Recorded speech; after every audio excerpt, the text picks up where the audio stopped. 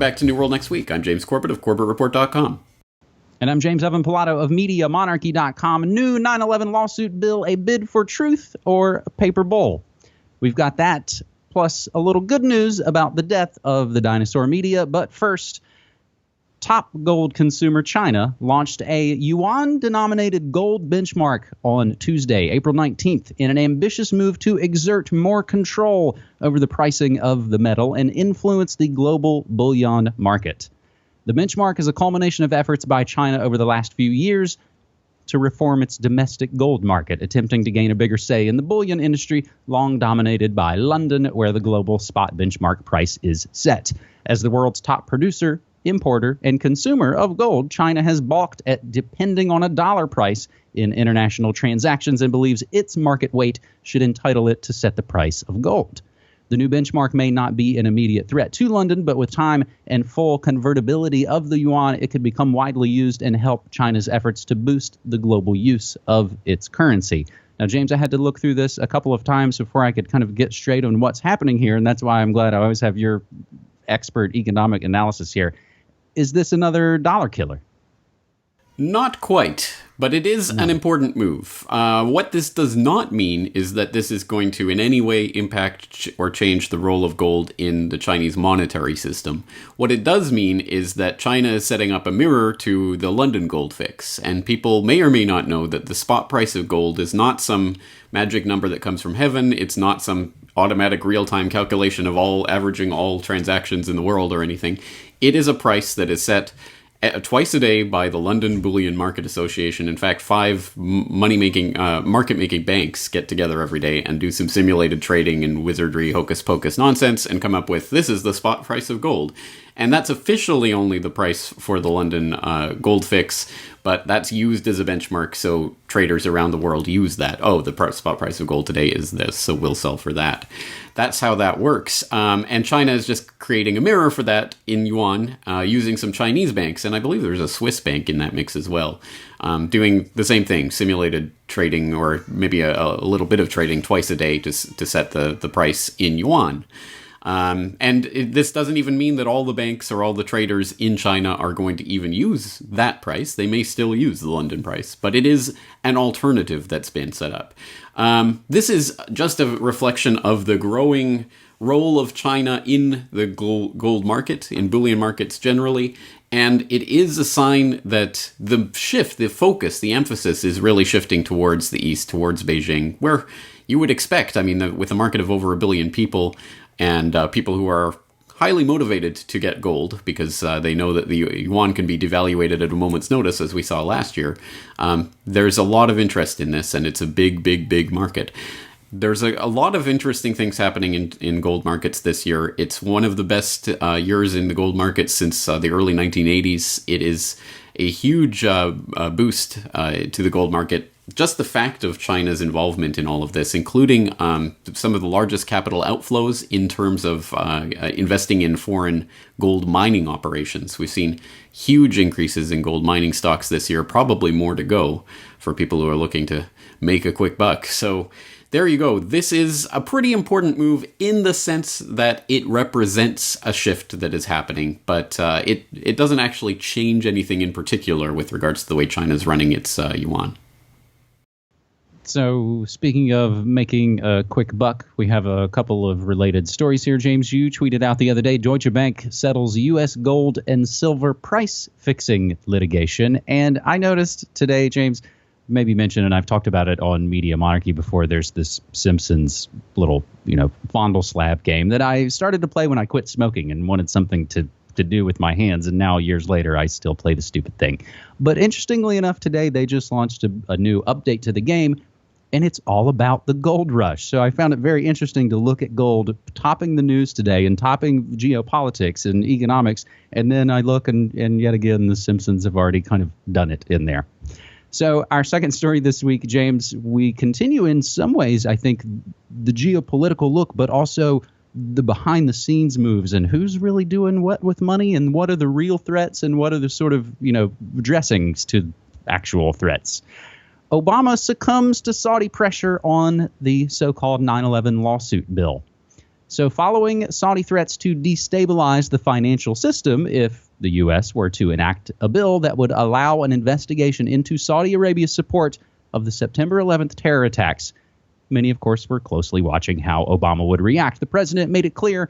The White House, of course, threatened to veto the bipartisan bill to let families victimized by the 9/11 terrorist attacks sue Saudi Arabia.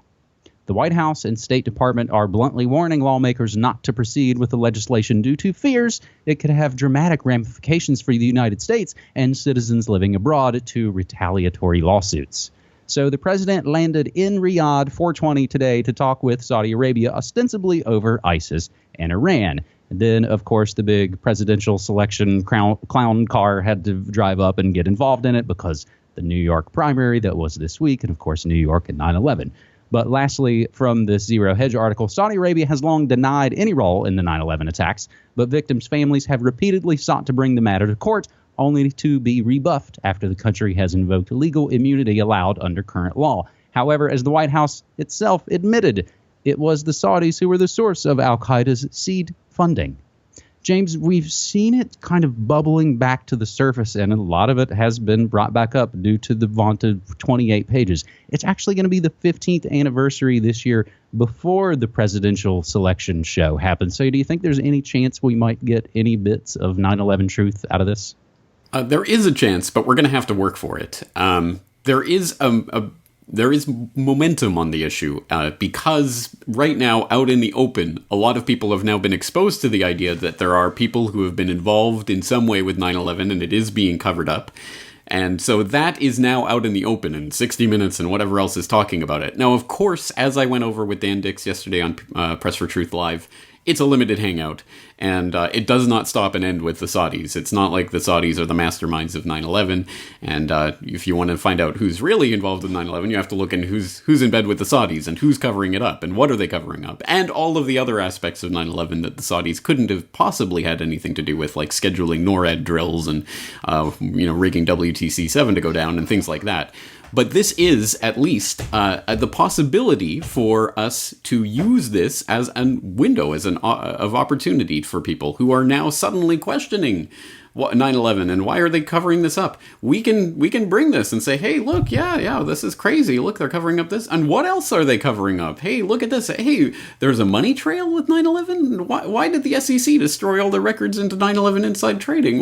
What's going on here? And I think that's the approach that we have to take. This is a window of opportunity. Let's use it in some sort of judo move. Let's use their momentum against them and see if we can at least shake a few more people out of the matrix. Because I think there are constantly people coming to this and coming to those questions. I think in some ways, James, I myself, we can get, I don't know if jaded is the word, but it's 15 years is a long ass time. And we've been talking about it and researching it. And in a lot of ways, all alternative researchers, we've all moved on into all the other different areas that are worthy of investigation. I can be a little, pedantic sometimes and repeat things too much, but I'd like to think that that's the radio part in me. There are always people tuning in. There are always people tuning in and are ready and receptive to a lot of these ideas. So hopefully with the 15th anniversary, we will see a lot more 9/11 truth happening. James, I think with all the economic moves going on in Saudi Arabia, kind of tying in the story that we covered a couple of weeks ago, but you mentioned Obama talking to, of course, there was the big 60 Minutes story from a week or so ago, but he actually just talked to PBS before he took off for Saudi Arabia. And he basically said, if we let Americans sue Saudis for 9/11, foreigners are going to start suing the U.S. nonstop. And I did actually do a recent interview with Richard Gage of Architects and Engineers for 9/11 Truth. They are in the middle or probably around the tail end of a tour around the Pacific Northwest. So again, everything we say and play always included in the show notes below. You can get those and click through and get to all the sources of all the stories that we get for you each week. On New World next week, James, a little bit of good news perhaps for our third and final story on this 266th episode. New poll shows only 6% of people trust the mainstream media. It's been eroded by perceptions of inaccuracy and bias, fueled in part by American skepticism about what they read on social media. So, James, this story is coming from the Associated Press, and this polling was actually done by them and a couple of other media groups. Just 6% of people say they have a lot of confidence in the media, putting the news industry about equal to Congress and well below the public's view of other institutions. In this presidential campaign year, Democrats were more likely to trust the news media than Republicans or independents. Faced with ever-increasing sources of information, Americans are also more likely to rely on news that's up-to-date, concise, and cites expert sources or documents, according to a study by the Media Insight Project. So about 6 in 10 Americans watch, read, or hear news several times a day, as computers, smartphones, and tablets make it easier for people to follow the news on an on-demand basis. They say a majority of people get news from social media, most frequently by Facebook, by far and away. So, James, again, included in the notes will be the links to the full PDF with all the methodology and how this was put together. But it seems to me, in some ways, at least on the top part, the takeaway is sort of, Paul says most people are getting their news from Facebook, and that's why they don't trust it. Am I wrong to put that, James? No, I don't think so. And they shouldn't trust it, of course, because we've seen in the past about Facebook admitting that they'll tamper with your news feed to see if they can adjust your happiness level and all of that kind of nonsense that they're doing. So yes, you should not trust if you're relying on Facebook or any other kind of controlled platform like that to choose your news, select what news you should be looking at. I mean, clearly. But then again, I mean, people turn on the TV. Well, that, of course, that's all controlled. I mean, some editor at some level is deciding what you are or not going to see every night. So, again, it's, I mean, the only part that we can say here is to triangulate from different sources and to be active in your searching of information and active with your critical thinking when it comes to what information you're receiving. What's the source of this information? How do I know that this is, how can I trust this? And that goes for the alternative media as well. There's no spotless, blameless, perfect, 100% always right source of information. It's a question of triangulating from different sources. And so I like to think that polls like this are showing that people are becoming more savvy, at least becoming more aware of the fact that, yeah, this isn't quite right. We're being lied to. That is a step forward. I mean, the next step is becoming more savvy in how do I proactively go out searching information and verifying information. But the first step is to know you're being lied to, and we are getting there. So we've been charting this for years here on New World Next Week. I'm sure we've done 4 or 5 different polls like this over the years, and it shows that trust is eroding and the mix of where people are getting their news is changing. Television continues to be the number one source. I can't imagine why, but it is eroding, and other sources like the internet are surging. So that is a helpful sign as well, because again, you're more likely to get information that you can rely on, or at least that you can do something with when you're getting it from the internet, where you can source directly to information rather than just being programmed by some television station manager somewhere. Well, and I think that's really the key. I think, like this article points out, I like that it says, like, people want like documentation and proof and stuff. And I think that that's what the alternative media, what we've tried to do in our own small way of this, of always saying, like, we've got the reports, we've got the links for you, go read more yourself. And again, we share all this information. So in that spirit, we will include the links to that full report that's called A New Understanding: What Makes People Trust and Rely on News. The other bit of good news next week, James, is the latest episode of Good News Next Week I published earlier, and it's called Jury Nullification for the Win.